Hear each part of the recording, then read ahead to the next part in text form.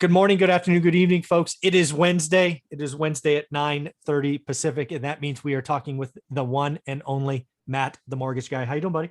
I'm doing great, Mike. How you doing? I'm doing well. So as you know, I was out for 5 or 6 days trying to enjoy some downtime, decompress a little bit. But I don't know if you saw it. You're obviously an active member of my private Facebook group, the course, right? How to get started one rental at a time.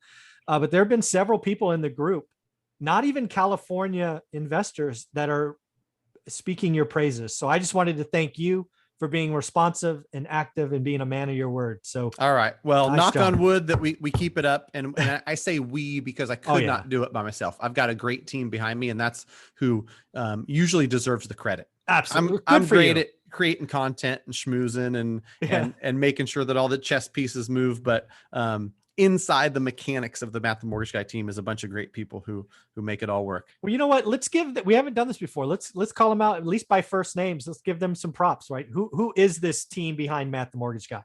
For sure. I dubbed them the Fab Four, Michael. Okay. I've got 4 full-time support staff: Tina, Michelle, Jen, Uh-oh. and Laura. You're going to hear it on that one.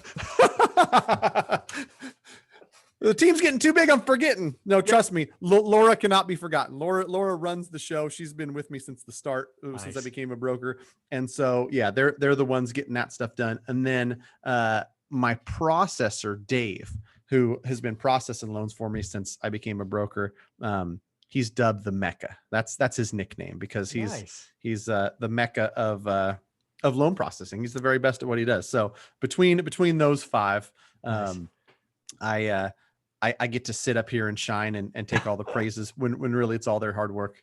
No, that's that. Well, first off, good boss, recognizing the team that makes it happen. But, as somebody who's the face, who's out there, frankly, setting high standards, you have delivered every time. So I just wanted to give you a shout out for that. Because, people in my group expect a lot. And near as I can tell, you can't give yes answers to everyone, but you can give quick, fair, and well-explained answers. And I appreciate that. Cool. I appreciate the praise. And really, for me, it's fun. Yeah. I like talking to investors. I like talking mortgage. And it's literally my job consists of, hey, Matt, here's my scenario. What would you do in my position? And that's how I answer it every time. In your position, getting a home equity line of credit, I would go talk to somebody at a small community bank or a credit union. If you're in California, I know somebody. Here they are. Or in your position, I wouldn't refinance at all. I'd leave that alone. There's not enough benefit there. And that's literally all day, every day. That's how you provide value as a mortgage broker, is give people advice that you would follow if you were in their position. Absolutely. Well, the other thing I want to talk about is what's going on in the real estate world. You've been following me. I've been talking about the real estate housing slowdown. And I've been talking about sellers and agents being caught off guard, right? A lot of them are going to be acting like it's March and it's July, and the buyers are different. The inventory is different. Things are pretty much everything we've been talking about is happening. But unfortunately, I believe there are too many buyer or sellers and real estate agents that don't do the work, right? You're in my group. You see the deals, people getting done, all of those things. And they're acting like it's March and July, and bad things are going to happen. Right. Yeah. And it's just one of those things where the more business you do, the more you have a finger on the pulse. So I talk to great agents who are active and busy and dealing with, dozens of clients all at once. So they have to be involved daily. Mm-hmm. And then I talk to some folks, mortgage folks, real estate industry folks, and they just might not be as actively involved.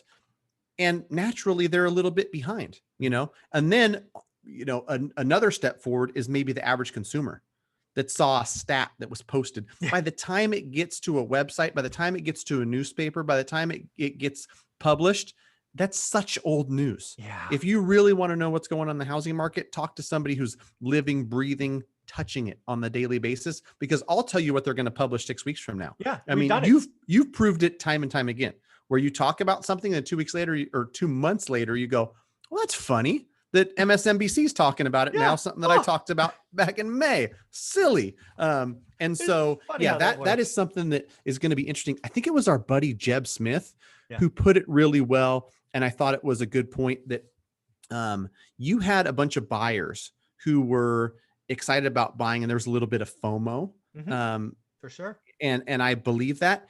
And now, as people start to list, you've said it, I've said it, Jeb said it. More listings is going to beget more listings. There's going to be a little bit of seller FOMO Yeah. because sellers are going to see, oh my gosh, my neighbor sold in May and they got 70,000 above list price. What you have to realize, if you're a seller or you're an agent representing that seller, it's not May anymore. Yeah. And there was 4 listings in your neighborhood when they sold, and there was 50 buyers trying to buy it. Even if you still have 50 buyers, but now there's 11 listings, there's 3x as many listings. You're not going to sell for the same amount above list because it's just a supply and demand thing. I'm not the smartest dude on earth, but I understand that. Yeah. Again, folks, I've been telling you this is going to happen for the last 6 to 8 weeks. We have sellers coming out now at what I call stupid prices. They are going to start yelling at agents when they don't have offers that first weekend. You're going to start to see price drops or inventory removed. Not only are we going from 4 to 11 in your example, but I think what's going on, especially in July and likely August, is those 50 buyers, more than half, taking the summer off. They're like, we got burnt 3 times. We tried this, tried that. We're just going to wait. We're going to go on vacation. Right. Go on vacation. We're going to stay put. The kids go back to school in August and September. We're good. Yeah. And this is all going to lead to more inventory. It'll lead to a slowdown, not a crash. Every time I say this, I got to say not a crash, because there's still people calling for a crash. And I think there's going to be a lot of sellers that are disappointed, right? Their house is 400 or 200 or 100, and they listed it 450, 250, or 150, and they're going to be pissed off. And the agents, oh, have the hard conversations now so you don't have them in 2 weeks.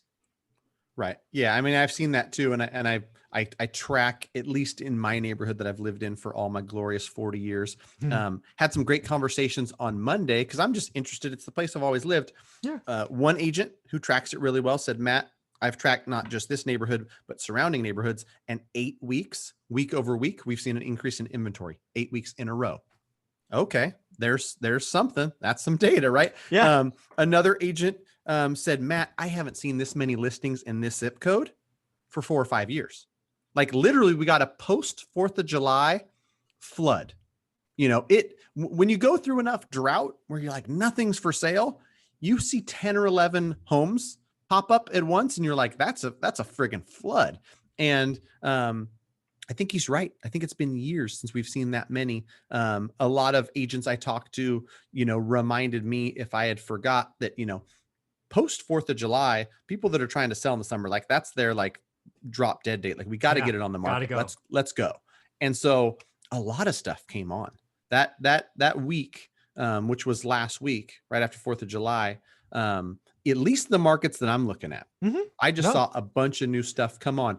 And like you said, if somebody listed at 530, thinking it was April and May when they should have gone on at 499, that not selling in the first 17 days creates more inventory. Exactly. Yeah, folks. And the other thing I want to say out there, if you're a buyer today, let's assume you're one of those 20 people that are left.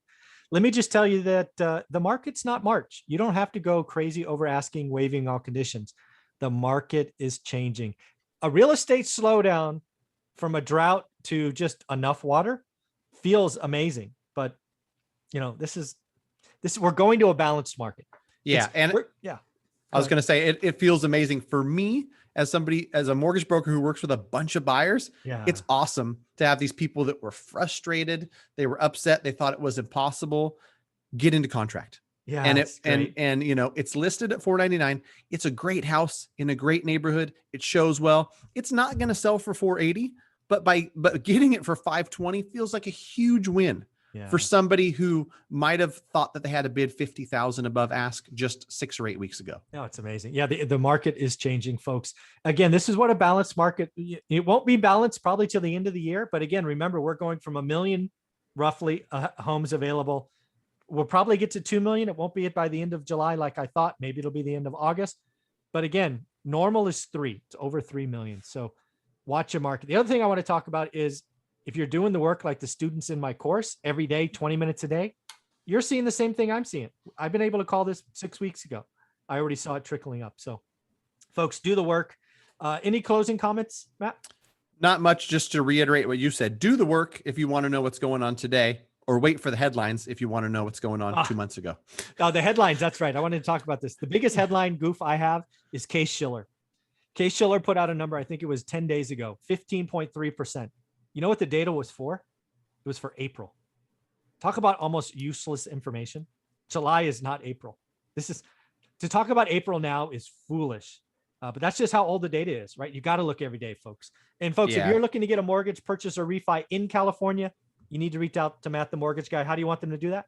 Send me an email, matt@mattthemortgageguy.com. We're going to continue to get back to you as soon as we possibly can. I got a team working on it. And so far, knock on wood, like you said, rave reviews. So if you're in California, matt@mattthemortgageguy.com, just shoot us an email. If you're outside of California, greatmortgagebroker.com. I've also got good reviews. During my last live, I had somebody say, hey, I'm locking my mortgage with you mortgage. Thanks for the connection, Matt. And so that's going good as well. I've got an office line set up. I don't know if that's the fastest way to get a hold of us, but I've got somebody who's answering that and kind of directing traffic. So let me see if I can pull that up real quick. 916-802-9291. The plan is during office hours, someone's going to answer, direct you where you need to go, who you need to talk to. And if it's past office hours, there's just going to be a phone tree. And it's going to kind of tell you if you're trying to get pre-approved, here's who you need to talk to. If you're trying to get something out of state, trying to set up to be efficient, to serve as many people as I possibly can. Because, we're at a point where don't need any more business. But if we're going from business building and other goals to just service goals where we're just trying to serve as many people as possible, we got to create more efficiencies. So that's awesome. Part of it. I look forward to it. Yeah. Rave reviews. Keep it up. Thanks, buddy. Thanks, Mike.